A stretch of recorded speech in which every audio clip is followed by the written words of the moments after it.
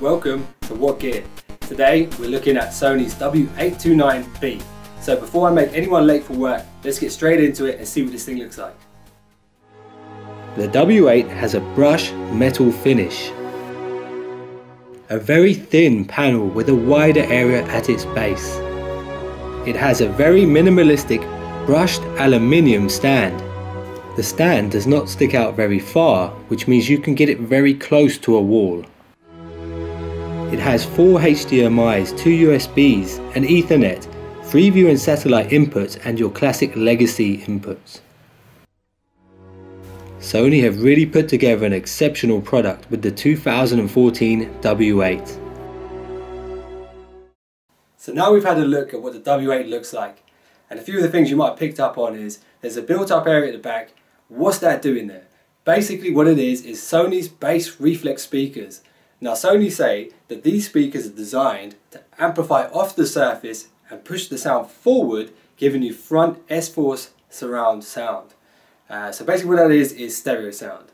And the other thing you might have noticed is the stand. It's very thin, and how would you wall mount this with that built-up area at the back?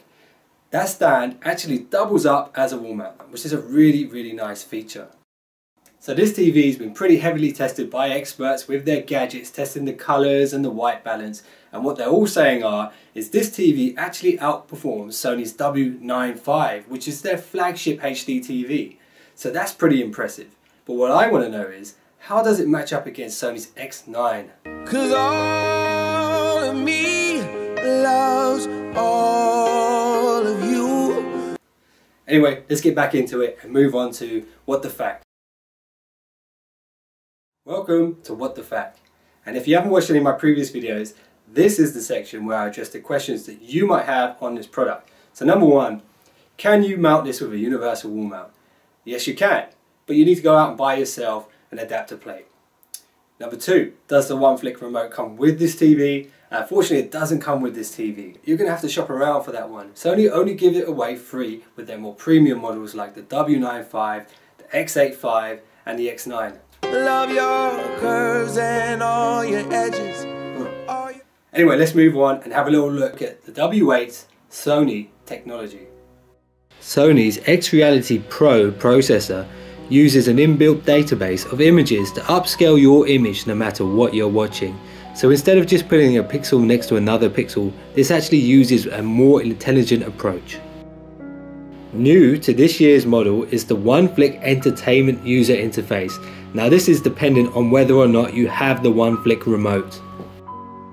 As I mentioned earlier, the bass reflex speakers are designed to push the sound forward and offer more bass than a regular TV speaker.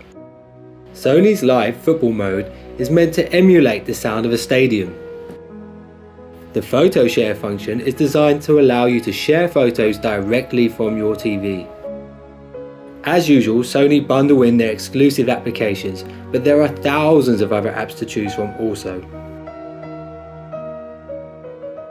You might be wondering how this TV performs when gaming. Now this has been tested by the experts, and it has response times of as quick as 19.5 milliseconds.